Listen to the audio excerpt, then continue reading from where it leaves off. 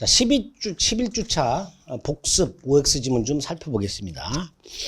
1번부터 8번까지가 11주차 한 거고요. 9번하고 10번은 이제 12주차 할 건데, 맛배기로 한번 두 개 지문 살펴보겠습니다. 먼저 1번. 민법상 임대차에 무단 전대와 관련된 거죠. 갑소유 건물을 임차하고 있던 을이 갑의 동의 없이 전대했습니다. 무단 전대죠. 일단 무단 전대했다라도 계약 자체는 유효하죠.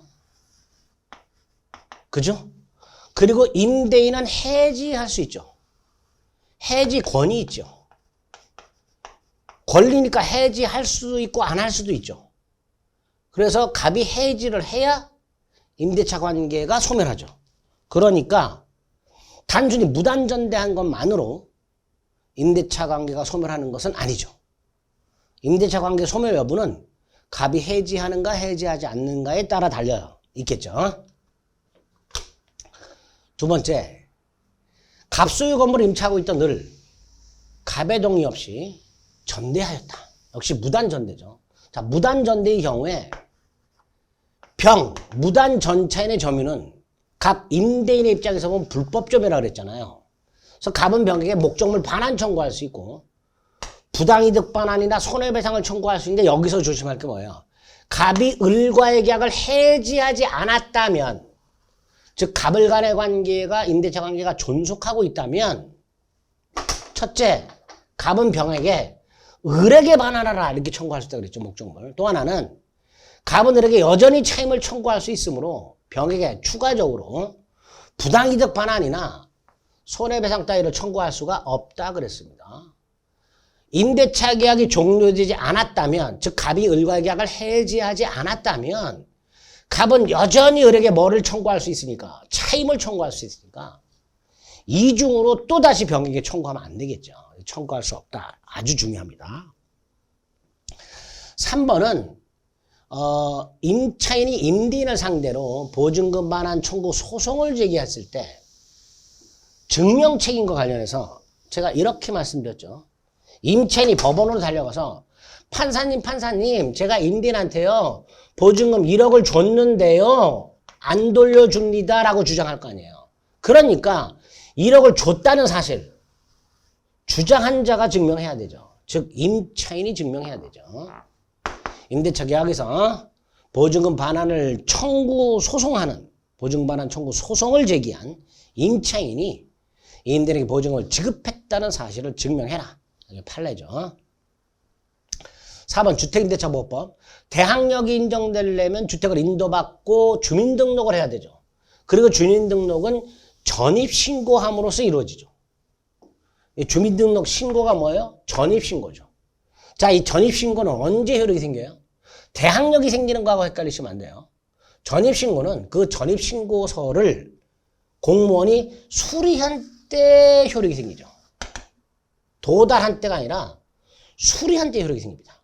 즉 전입신고서를 공무원이 수리한 때 주민등록한 것으로 보고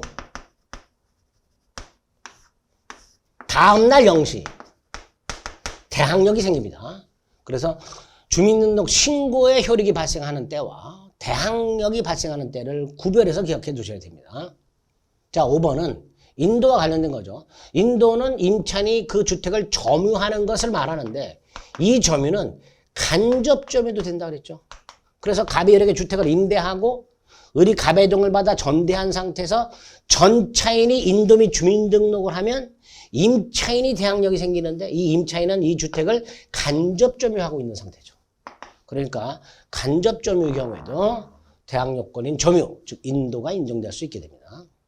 6번 주택임대차가 법정갱신됐다. 주택임대차 끝나기 만료 6달 전부터 2달 전 사이에 임대인이 통지하지 않은 경우 및 2달 전까지 임차인이 통지하지 않은 경우, 그럼 주택임대차가 법정갱신, 묵시적으로 갱신이 되죠. 이렇게 주택임대차가 법정갱신, 묵시적으로 갱신이 되면 조건은 전임대차와 똑같은데 기간은 2년으로 보죠. 기간은 2년으로 보고, 다만 임차인만 언제든지 해지 통지할 수 있으며 임대인이 그 해지 통지를 받은 날로부터 3개월이 지나면 해지가 되는 걸로 봅니다. 틀렸죠? 7번은 식당을 운영, 영업이죠. 2023년 5월 1일 갑으로부터 서울시 소재 상가 건물이라고 돼 있죠. 서울시 소재. 자, 서울시 소재 상가 건물은 환상보증금이 9억 이하여야만 적용이 되죠.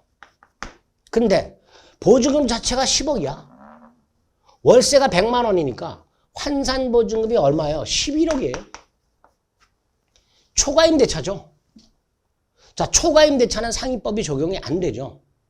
다만 대항력, 갱신요구, 3기 연체 해지, 권리금 해소, 표준계약서, 코로나 등 전염병으로 인한 폐업 해지 이런 건 적용이 된다 그랬어요. 하지만 존속기간, 우선변제, 임차권 등기명령 이런 거 적용 안 되죠. 그러니까 기간을 정하지 않으면 상위법을 적용하면 1년으로 본다는데 이게 적용이 안 되니까 민법 635조로 가는 거예요. 기간의 정함이 없는 임대차가 되는 거예요. 따라서 1년 주장할 수 있다 없다? 없다가 되는 겁니다.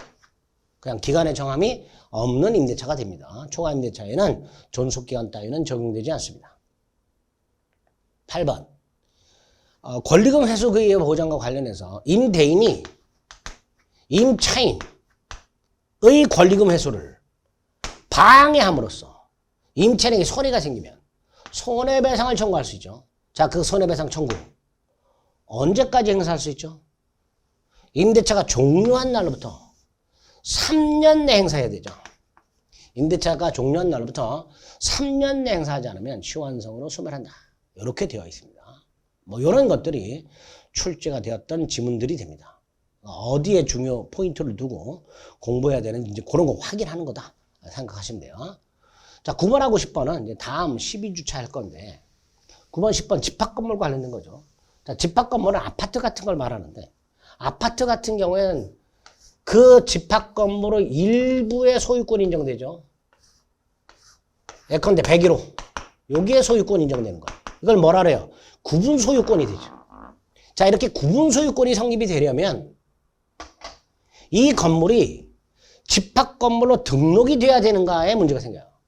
예전에는 그렇게 봤었어요, 판례가. 근데 최근에는 판례 변경해서 집합건물로 등록되지 않았다 하더라도 이 건물을 지은 사람이 구분 소유의사 이 각각의 부분이 구조상 이용상 독립성이 있고 플러스 이 구조상 이용상 독립성이 있는 부분을 구분 소유할 의사를 표시하게 되면 예컨대 상가 건물을 지어서 건물 외벽에다가 프랜카드를 걸어 뭐라고? 각층 분양 이렇게. 그러면 각층을 구분 소유하겠다는 의사를 표시한 거잖아요. 이렇게 되면 두 가지 요건 구조상 이용상 독립성 플러스 구분 소유 의사를 표시하면 이걸 우리 대법원이 구분행위라고 합니다. 이러면 설령 이 건물을 건축물 대장에 집합건물로 등록하지 않았다 하더라도 구분 소유가 성립한다. 이렇게 보게 됩니다. 10번 아주 중요하죠. 공용부분이라고 되어 있어요. 복도계단을 말합니다. 집합건물법이 적용이 되면 전유 부분이 나오고 공용 부분이 나오고 대지가 나와요. 각각의 권리가 구분 소유권, 공용부분에 관한 물권, 대지 사용권이 있게 되는데 특히 이 공용부분에 관한 물권 보통 공유 지분권이 되는데 이 공용부분에 관한 물권의 득실 변경은 등기 필요 없다. 등기를 요하지 않는다. 13조 3항 아주 중요합니다. 이 공용부분에 관한 물권은 전유 부분에 관한 권리 구분 소유권과 항상 절대적으로 함께 움직여요. 따라서 공용부분에 관한 권리에 관한 등기는 따로 할 필요가 없다라는 게 집합건물법 취지입니다. 구조상 공용부분이든 규약상 공용부분이든 그 공용부분에 관한 물권, 공유 지분권을 취득하거나 상실하거나 변경할 때 등기를 요하지 않는다. 이렇게 되어 있습니다. 이건 이제 12주차에 집합건물법 보면서 뭐가 중요한지 또 살펴보도록 하겠습니다. 자, 11주차 복습지문 살펴보셨습니다. 수고하셨습니다.